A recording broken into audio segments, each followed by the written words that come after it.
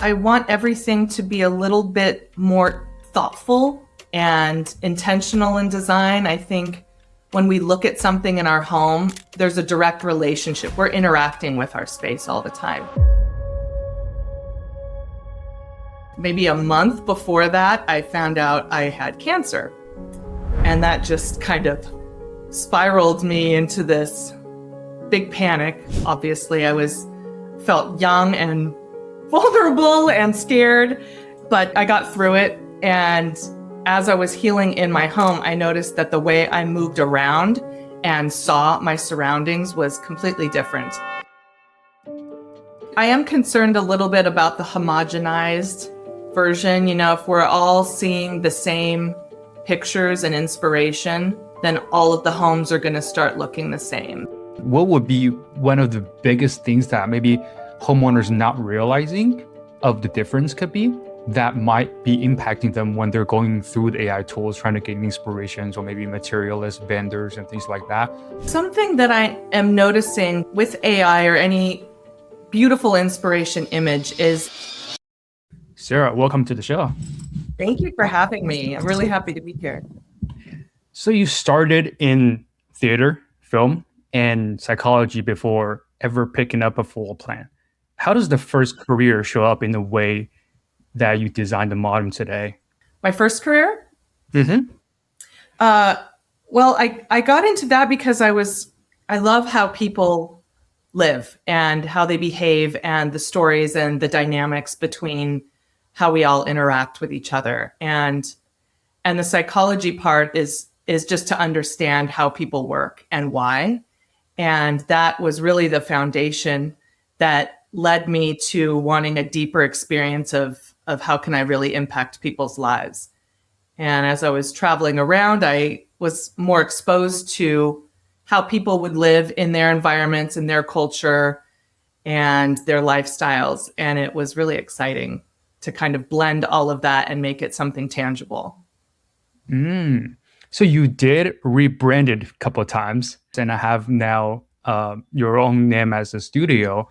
Yes. What prompted you to putting your own name on it, and what does that shift represent you? That's a great question, and that goes back to I liked creating small spaces that allow us to have different experiences throughout our home and different routines and rituals, and also it being about the client experience and not about me. But the more I was talking to people, they would just refer to it as Sara, and I'm the one man fits all. I do everything from the design and the construction documents and project management. So I rebranded to just be me and face forward. So it was a little uncomfortable because I don't like being, the face all the time. I like to really work on the behind the scenes and with the people. But now I'm Sara Rhiannon, which is so funny. That's my middle name, Rhiannon. So it's interesting. Gotcha. To hear. What do you think in terms of shifting the name in general? Do you feel any very interesting experience as you're changing different company names, or client just reacted pretty much the same way? I don't think people really care. I think they want to know who they're working with and who they can trust and who's going to be on the team. And I had people say or ask me, who's going to be working on this project? Am I going to be working one-on-one with you, or am I going to get some other person that I'm not familiar with? Because we are the face of our businesses and our perspective on how we do design and remodels. So I think just being authentic, and it is what it is, and this is what you're going to get. I think it allows the clients to have a bit more trust. Gotcha.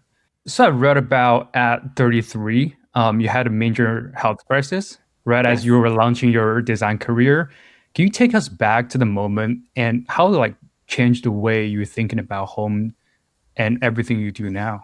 Yeah, I was just graduated from design school. I went back to school to get my second degree, and I was about to get a job in Los Angeles. I had an apartment, and maybe a month before that, I found out I had cancer. And that just kind of spiraled me into this big panic. Obviously I was felt young and vulnerable and scared. And but I got through it. And as I was healing in my home, I noticed that the way I moved around and saw my surroundings was completely different. In school, I was really drawn towards sustainability and healthy environments. So I was aware of toxins. And it's funny because I would say, oh, that's a cancer causer. That's a cancer causer. And then I end up getting cancer. So it made it real. And when I was in my home, I saw that I was picking different colors.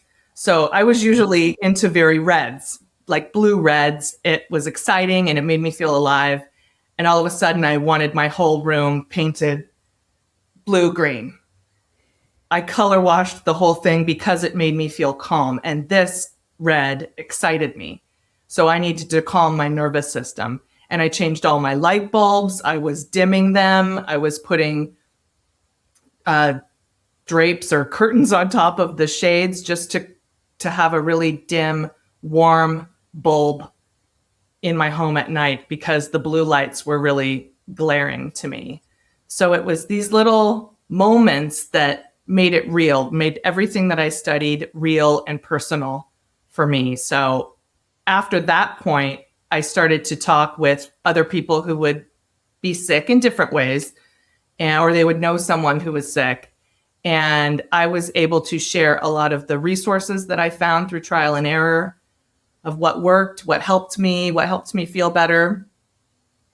Lighting, I think, was one of the big things. Natural light, having windows with sunlight coming through our spaces and views to the outside. I was looking outside a lot. That felt really calming to me, to see nature and trees and flowers and birds and squirrels. So incorporating all of these elements of a sensory experience really has made the impact of how I design for other people and how they move throughout their space. So I have close family members that are going through very similar thing, and most of them had told me their perspective shift on everything, like in terms of careers or family, personal life as a whole. What would you say from your experience? Do you have any shifts in perspective at all? If so, what are these things to be relating to designing or even your personal life? I want everything to be a little bit more thoughtful and intentional in design. I think when we look at something in our home, there's a direct relationship. We're interacting with our space all the time. So does this room or does this space feel stressful and cluttered to me, or does it feel calming and neutral? Is this some place that will encourage friends and family to sit a little bit longer and have conversations? And are these the moments that are really important to us? Are these connections with people? What would you say kind of your process going into someone's house, right? I'm sure there is the initial time that you met a client and the first time that you're within their house and they're going through hey, Sarah, I wanted to do a, kitchen, bath, whatever the project is. How do you take them from that point to well, what are we going to talk about, right? I'm sure they're going to be oh, Sarah, I want to do this and this. I want to make it feel this way or things like that. What would be your process taking them through these different things and actually kind of take them step at a time with your process instead of they're going to be, oh my goodness, I'm so overwhelmed. I want to do so many different things and things like that. Yeah, it's a whittling process. So it always starts really exciting and there's so many ideas, and even the idea of researching what you want to do can be overwhelming. So I really try and hone in, take all of the ideas and the inspiration and find the connecting pieces to really create something that's cohesive, that makes sense with their home architecture and with their personal lifestyle. So there's a lot of questions I ask. I'm an only child, so I was told that I'm nosy or listening to other people's conversations. But I think it's really valuable right now because my curiosity leads me to really wanting to understand who these people are, how they live, is their home, do they sleep in separate beds for sleep purposes? Do they want a bathroom that's really spa-like? Really getting to the real nitty-gritty of how they live. And once we find their direction of how we want to go as far as style, scope is big. People might want to do all of these things, but perhaps their budget has a different story. So we pick and choose where your big elements are going to be and your wow moments, and where we can pull back in other spaces. So creating that strategy of blending the budget, the scope, and the quality of materials.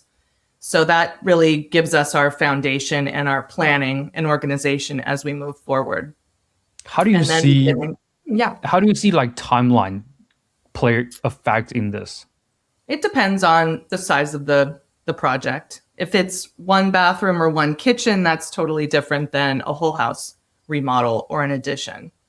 So it depends on the scope and the amount of detail. So if we're doing a bathroom, it might be, I always say 2 months of the construction process, because you never know what's going to happen. You never know what's going to be behind those walls when you open them up, and you might have to move a couple things. But I like to take a lot of time in the beginning for the planning, because I want all the ducks in a row. I want the design picked, and that's all of the plumbing fixtures, appliances, tile, grout, everything. I want it ready to go. So then when the construction crew starts demo or is planning demo, we can have everything ordered on site. So we're not waiting for anything to arrive, because there's nothing worse than starting to install the tile and you run out of materials. And then your installer goes off onto a different job and you're having to wait to get them back on. So there's things we can, not control all the time. Things pop up. This is a process, not just in going through the remodel, but it's emotional. It's a roller coaster, and it teaches us resilience and expectations. So, I just like to plan as much as we can so that we have the energy and the wiggle room when things pop up. So nowadays, with like AI, GPT, Gemini, all these tools, they have the ability to maybe take a picture of turn it into inspiration, possibly as a homeowner, right? Like they can look around and, some AI tools might tell them it'll be this kind of thing or that kind of thing.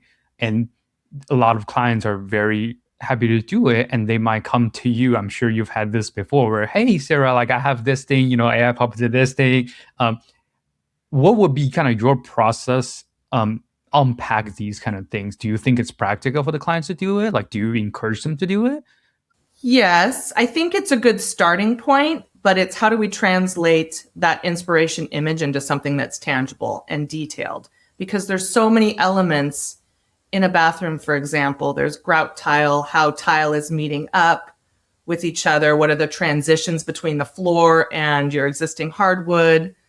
How is that faucet going to be set on your vanity or wall mounted? How far away? There's all of these little details that need to be answered so that the builder and the contractor can know exactly how the process is going to go.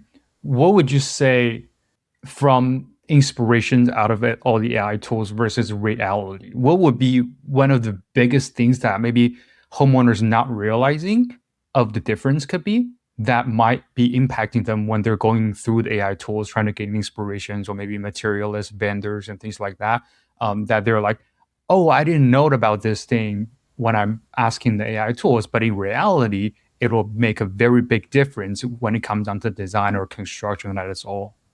Mm-hmm. Something that I am noticing with AI or any beautiful inspiration image is it can be very aspirational, and it might be a little surprising that the budget is different than than the inspirational picture. So how can we get that look and translate it into something that's more affordable or realistic? So I mean, if you're thinking about, let's see, a recessed wall wash, say you have it in your shower and there's a linear light strip at the bottom, at the top, and it's just washing on. So how are we going to do that with the contractor? Are we going to drop the ceiling, or are we going to recess in? So there's there's just the how-to moments of translating that and working with.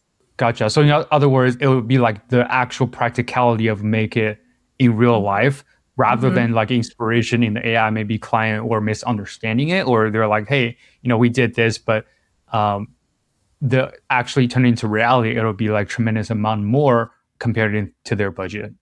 Because everything's possible. It's just, is that going to extend the timeline? Is it going to increase the budget? We can pull back if you really love that moment and it's incredible, we can pull back and maybe we don't have to create or select stone. We can do a ceramic tile. Where can we pull back and give you the same kind of a look? Gotcha. So I did saw your tagline is well-designed home creates a ripple effect. Can you unpack that? Yeah, that has to do with your home surroundings can change the way you look and you think and how you feel and behave. And that just is a ripple effect to how you work and communicate with people around you. I'm beginning to study neuroaesthetics, which is how your environment affects the way that your brain and your body react.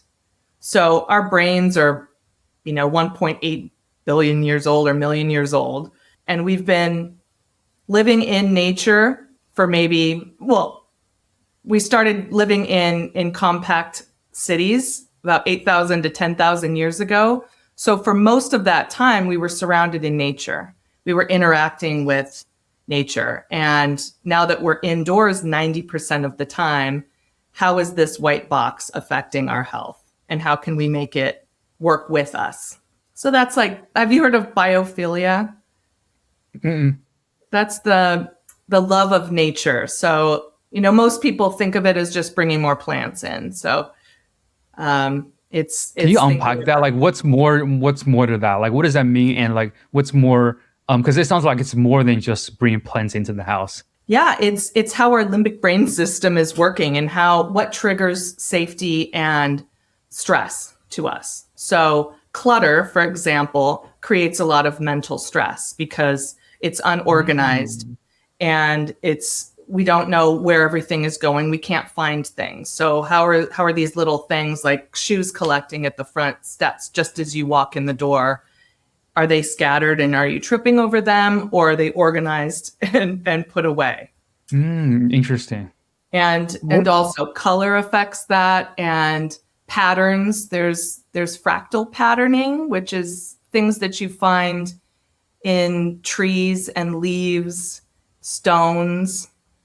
It's a lot of organic, nature-inspired elements that are subconscious to us, but that we're picking up. What does that ripple actually look like in your clients' lives? If you are living in a stressful environment, let's say, I like to think of micro stressors. Say you have this drawer that sticks all the time. Okay. It's annoying and you can't find anything. So if you're going around your home and there's a lot of these moments that are a little bit annoying and stressful, you trip over a rug because it's pulling up at the corners, you're irritable. So you're going to be short with people. You're not going to be as patient and grounded yourself. And then that affects them. And then they go on to have different interactions. Or say your sleep is being disrupted. I talk a lot about circadian rhythm and your lighting. So as we move through the day, we want to follow the arc of the sun. So we don't want our lights to be at this bright blue high noon, which makes our brain think, oh, it's the middle of the day. We have to be very active and alert and do all of these things. When as the sun sets, we want to start dimming our lights, creating more of an amber glow, similar to a campfire. And it just triggers our brains to think, okay, it's time for sleep. We're going to start slowing down and it's time for rest and it's nighttime. What would be like an example of those lights at your house, or like maybe in the bedroom? Like, what does it look like? I would have guessed LED lights or like maybe lamps next to your bed. How does Overhead those lights. plays out? Like I would guess dimmers. Yeah, dimmers. I love dimmers. Everything needs to be on dimmers.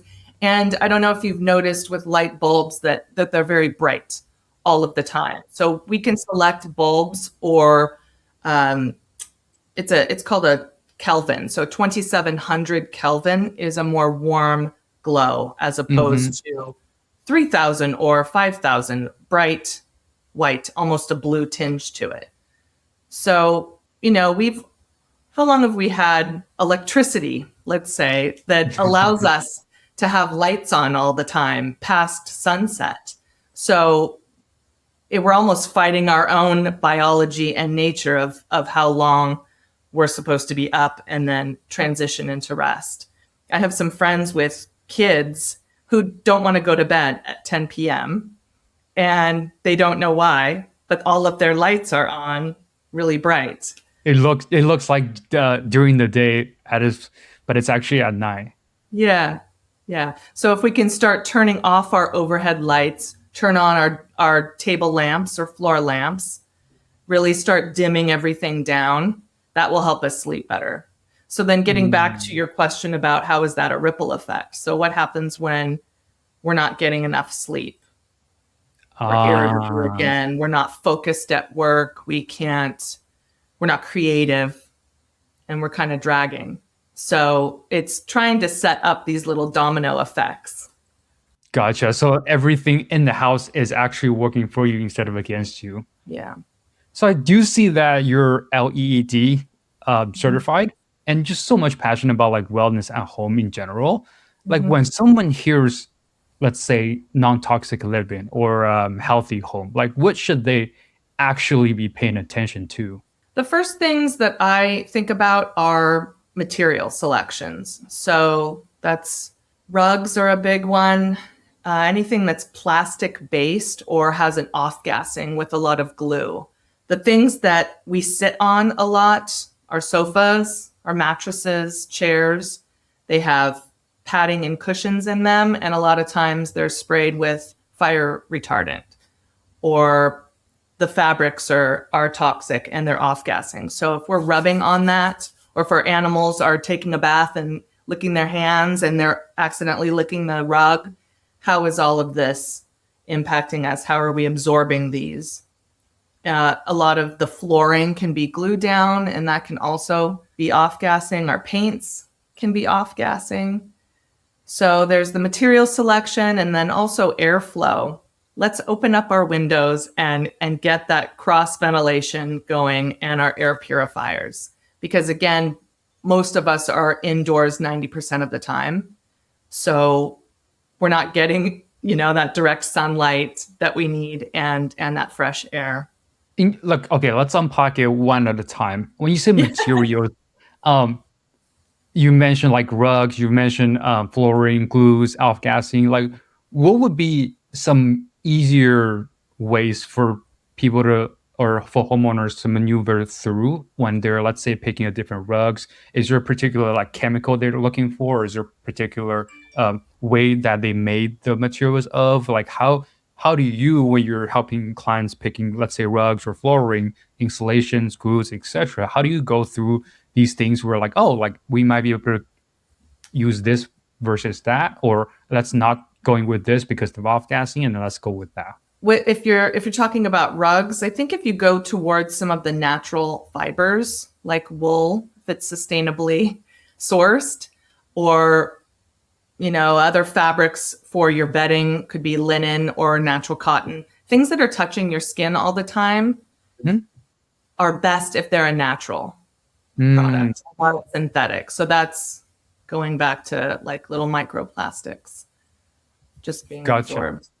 What about like the construction material, like glues, like glue down flooring, like you mentioned? Yeah, I mean, sometimes you don't have a choice, right? I mean, you can't hug every tree. I believe in the 80-20. You'll go crazy. I started going crazy trying to control every single toxin. So, if you are using a glue down, I mean, it's better to get the floating floors, something that isn't glue down, but sometimes it has to be. So if you can get a HEPA filter in there for a while and just really clean the house as much as possible before people come back, that How do can you help.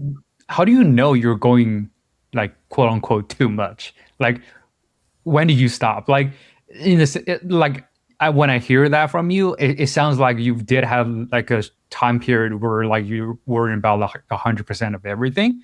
Yeah. How do you go from like, oh, like I will live with that versus, oh, like this is something that I wanted to see, explore different options possibly, or different materials and things like that? How do you know when to stop? When you're stressed out and it's and it's making you crazy and you become OCD about something and it's making you unhappy. So, I guess you just pick your priorities and it's one thing at a time. So if you can't afford a whole house water filter, then maybe just start with your kitchen sink and how you're cooking. Or maybe get Mm, a shower filter because all of that water is going on your skin, which is our biggest organ. So there's just little things. And then as you keep moving along, maybe you bring something else in. I'm just thinking about people who don't have the finances to do a whole home that's completely healthy. gotcha. What do you think when homeowners are going through, let's say, a full house renovation, right? That might could be combination of kitchen, bath, flooring, windows, painting, etc. When they're going through the stage of they're picking the materials, right? Like they're figuring out like, hey, what kind of material should I use? Here's my budget. Here's these things. There's so many consideration of factors that we can going through of different lenses, right? Non-toxic material, for example. There's the design aspect, aesthetics, functionality, right? Like I can go on and on of different lenses that you can see towards which material to pick or what do you do.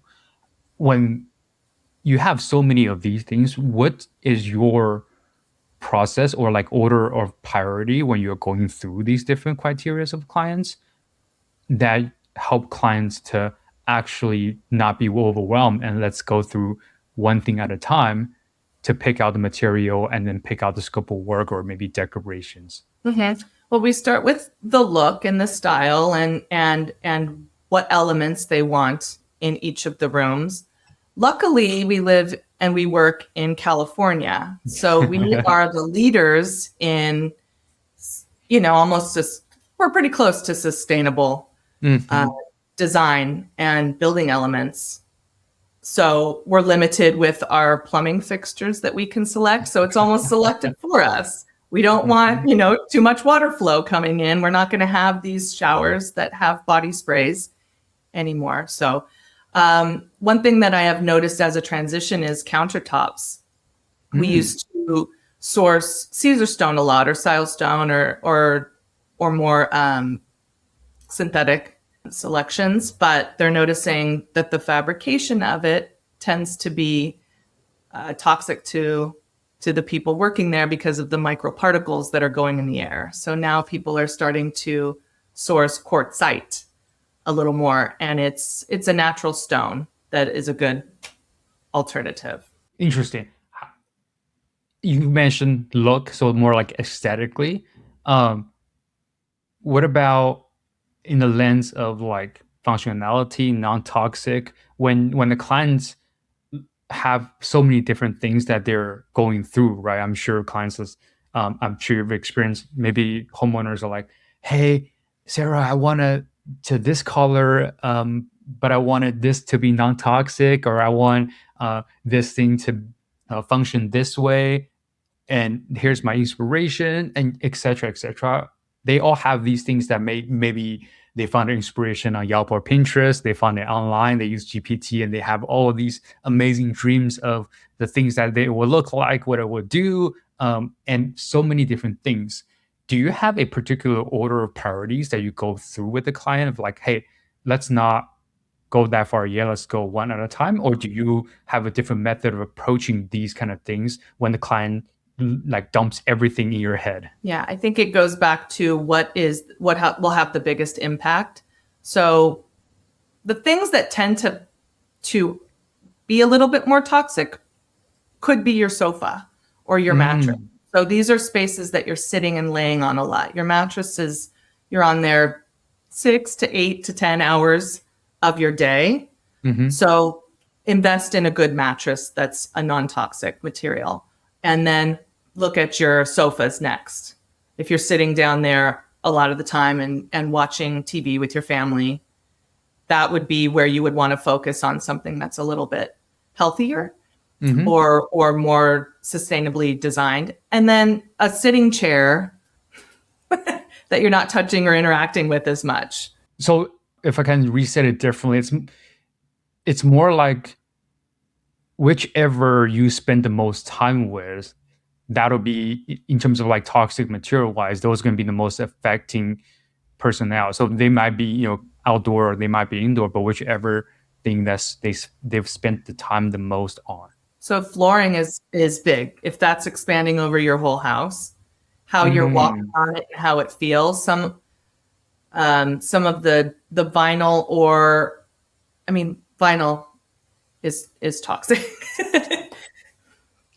And I know that the trends for a while was to get that same beautiful look of hardwood that was really affordable and it looks good. But there are aspects of it that are not as healthy as we could be getting with. How do you pick and choose from vinyl, laminate, engineered wood, bamboo, and these different kind of floorings? Yeah, I have been leaning towards engineered hardwood because I thought it was a good combination of both. You get a good layer of real wood at the top and then more of a composite on the bottom. And you can still refinish that a few times if you want. But that could lean into some of the glue down aspects. So pros and cons depending on the client. Yeah, but I would much rather have engineered hardwood than a vinyl. I think it looks and feels different. There's something to having natural elements in your home as opposed to plastics. What do you think? There's just an energy to it. Gotcha. What do you think the most common mistakes that you see homeowners make before they bring in designers? They try and do it themselves, and it starts to get overwhelming with all of the different decisions. Because you're a contractor, you want to know, okay, well, where do you want your shower head to be placed? Maybe someone's smaller, maybe they're taller, or, what grout selection do you want? And it comes at them really quickly and it starts to feel overwhelming and having to deal with the budgets, or if something comes up in construction and they wanted a recessed medicine cabinet, but oops, there's a pipe in that wall. Are we going to have to reroute the pipe, or do you want to have a surface mounted? So, it's so much you can do in the beginning as far as planning, but then once you're moving through the construction, there's some surprises. Then what do you think, what would you recommend client to do instead before they bring in a designer? The first thing is to get the scope. What do you want to do? Do you just want your bathroom, or do you want your kitchen and your bath? Sometimes I come into a meeting and it starts with, I want to do this, but as we're walking through, well, this would be nice and this would be nice. So it's really streamlining what your priorities are, and also getting a budget together just in mind. A lot of people don't know how much something's going to cost, and things have just changed a lot since COVID, and prices have increased, and it's surprising. So getting a budget of what they can afford and allowing about a 20% variable in there for the oopsie daisies or the what happens now, just surprises. Maybe they want this marble mosaic floor tile that they fell in love with, so they're going to splurge a little bit, or they're going to splurge with some light fixtures. So getting their scope, their budget, and their timeline. Are they wanting to stay in the home during the remodel if it's a bathroom or a kitchen? Or if it's a whole house remodel, it could take 6 months to a year or more. Do they have somewhere that they are able to live? Are they able to manage both households while they're going through the process? So it's a whole experience. It's not just the design and the construction. Gotcha. What do you think would be very helpful mindset when they're going through the process with a designer like you, to actually like make the meeting productive, right? Like instead of, hey, let's talk about X, Y, and Z and like going with the flow, or having a more productive meeting coming afterwards. And what do you think the mindset should be when they're walking into the meeting with you? Be prepared and really, really think about realistically what they want to do and what they like and what their budget is.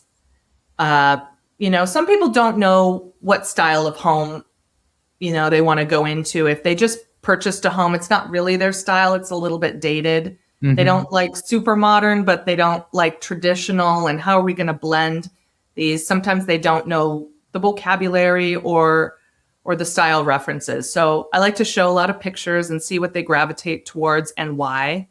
I think just sending or saving a picture and say, I like this kitchen.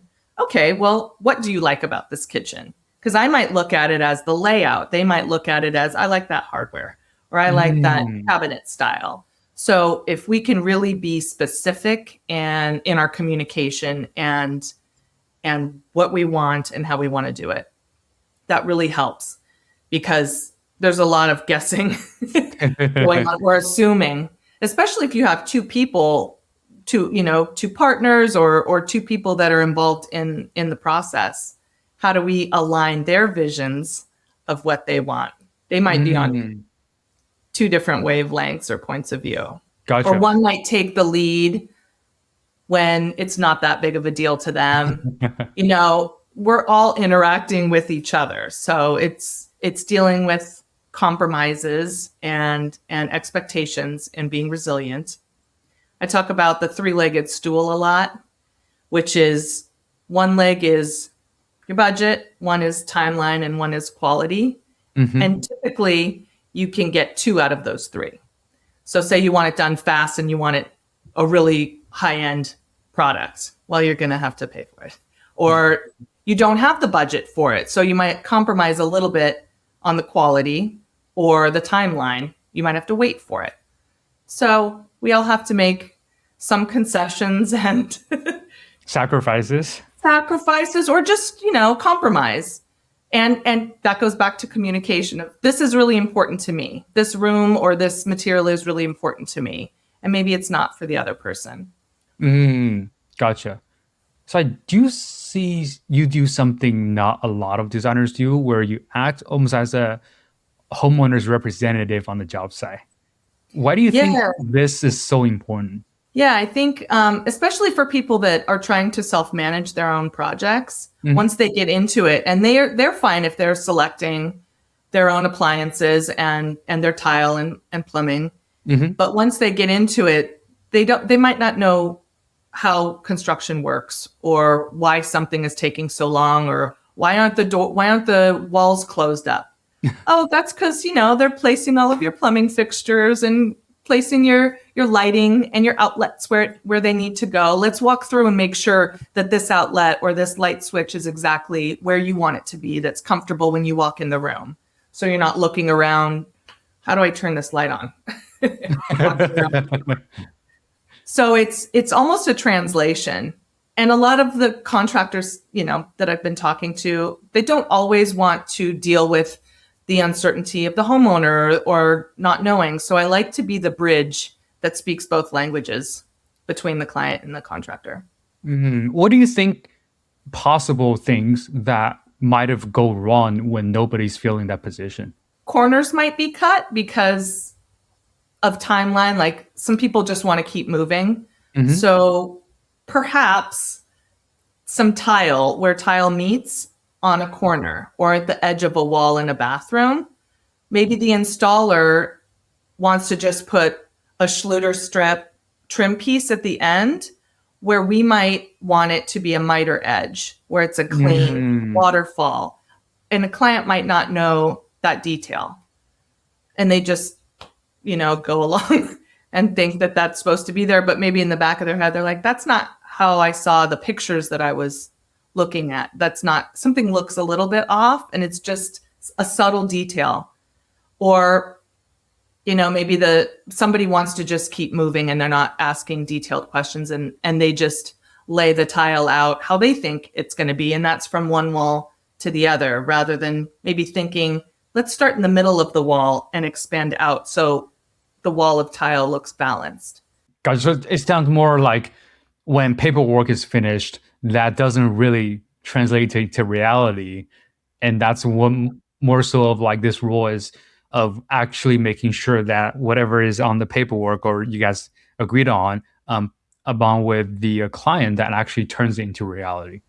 Right. And that's where detailed floor plans and construction documents really help, because we'll have every single wall elevation. And it's great to even paste it on the wall so that each trade that comes in knows exactly where that sconce is going to be on the wall, or where the shower head's going to be, or how that tile is going to align, or where the niche is in the shower. So I do see that you spend years working alongside of amazing people. I have like Lori Dennis, really high profile projects, Ritz Carlton, and like all these big, very amazing things. What do you think the biggest lesson that you carried from these things into your own studio? I liked the opportunity in all of those experiences is getting to do everything. So when I started, it was in large commercial firms. So that's where I did the Ritz or the Staples Center remodel at the time. Now it's crypto. But it was starting in drafting a lot. So I was drafting for and laying out floor plans for everybody. It was very accessible. So I always have that accessibility aspect in how I'm laying out how you're going to move around a kitchen or your home. And then working under a design firm, I got to do every single aspect, from presenting to the clients the ideas and the concepts, to doing all of the floor plans, selecting materials and furniture and lighting, going to the showroom parties, creating blog content, and really diving into specific aspects of home that I was really fascinated with and excited about. So I think it serves me well to have that. It's a stepping stone. We're collecting all of these skills as we move forward, and how are we using them today? How do you see that being the same and the different though, right? Like I'm sure those are like very huge commercial projects that I have a lot more people that are getting involved, a lot more completely different things that are going into the commercial building. I'm sure there's very similarities in residential as well. What would you see kind of things that you can carry on from commercial into the residential that will be very helpful to the client or the homeowner? I think for me, it went back to sustainability and accessibility, and making spaces feel comfortable for everybody that's coming in. So in a big space, a big commercial space, you could get somebody in a wheelchair. You can get somebody who is colorblind. So how are these spaces easy to navigate and move through?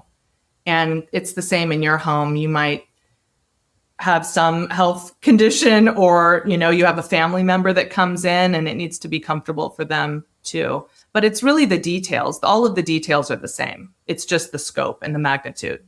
But you're right, like a commercial project has a huge team and we're all working together. So again, it goes back to communication and collaboration and the expectations of how we want to use the space. Let's stick on the communication for a sec. I'm sure with your experience, you've dealt with builders, contractors, specialty contractors, subs, homeowners of any kind, probably more that I can name. And when you're working with all these different things, take homeowner or builder, for example, what do you think those two groups don't always do when they're communicating with each other? And how do you help translating between these two groups when a contractor only understands what you wanted to do and he will do it, and a homeowner have or most homeowners have a very hard time to articulate their thoughts, or to not to even understand what's going on the construction side. How do you help? What would you say kind of your process of like translating between them? Giving updates of what's going on and what stage we're at, I think is helpful because a lot of our clients get confused or they don't know what's going on. They don't know why things are starting and stopping.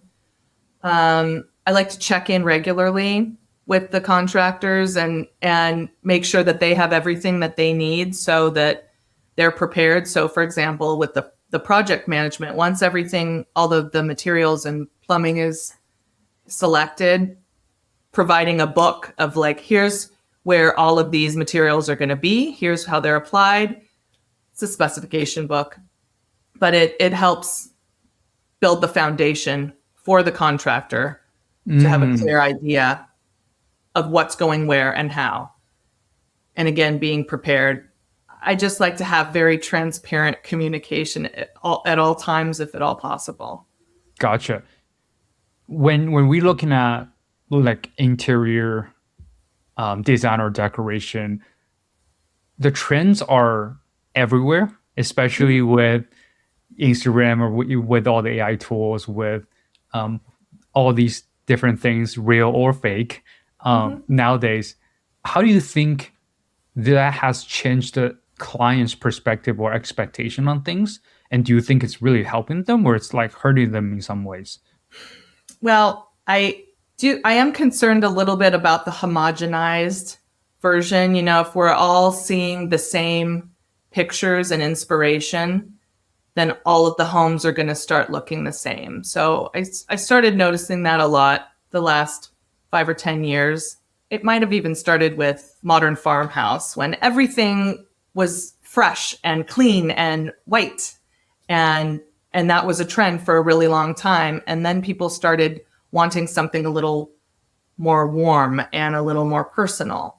So maybe somebody might like that kitchen, but how can we make it their own that's not all white and the same? And I want it to be a reflection of their home, their architectural style, and their own personal tastes.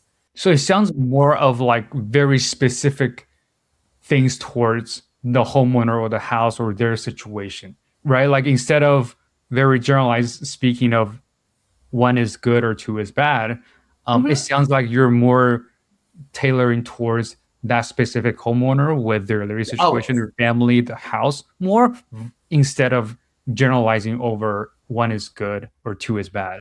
Right. And people say, what's your style? I say, my style is your style. I'm trying to translate and create some kind of a cohesive look that really reflects who's living there, what their history is, what makes them happy when they look at something or when they experience their bathroom.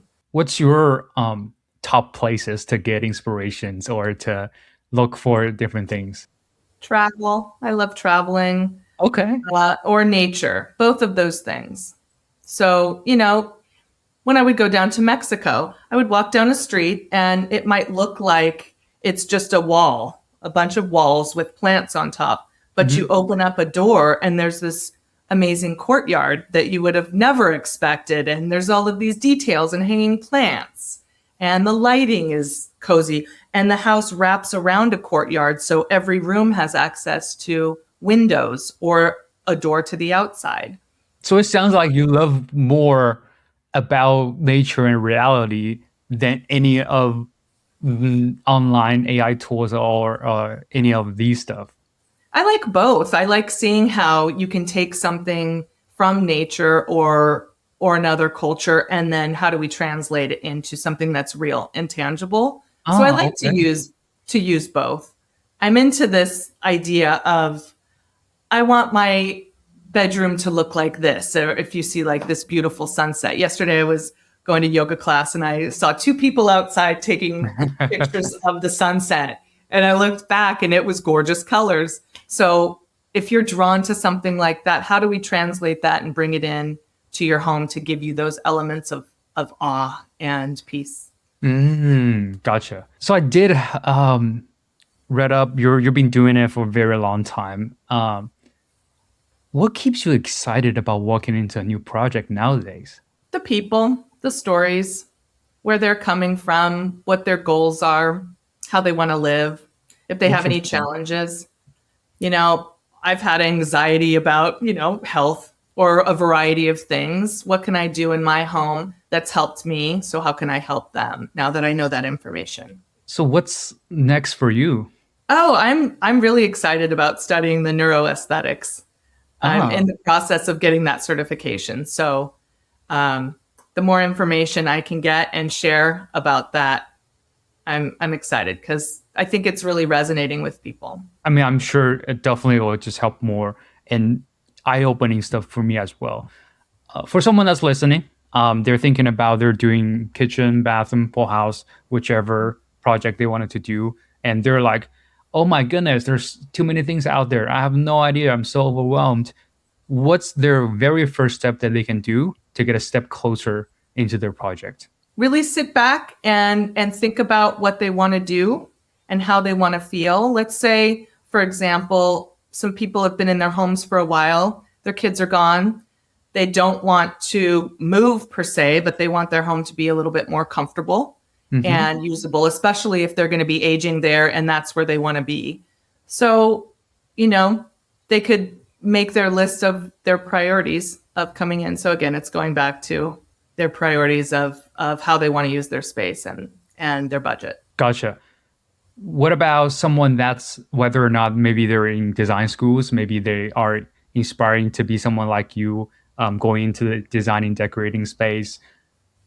What do you have for those people that are willing to get into the space, or they maybe they're studying for this space? What would be one piece of advice that you can have for these people? Look around, constantly be learning and be curious. So that's whether it's a hospitality space and new restaurants that are opening up, or go on home tours.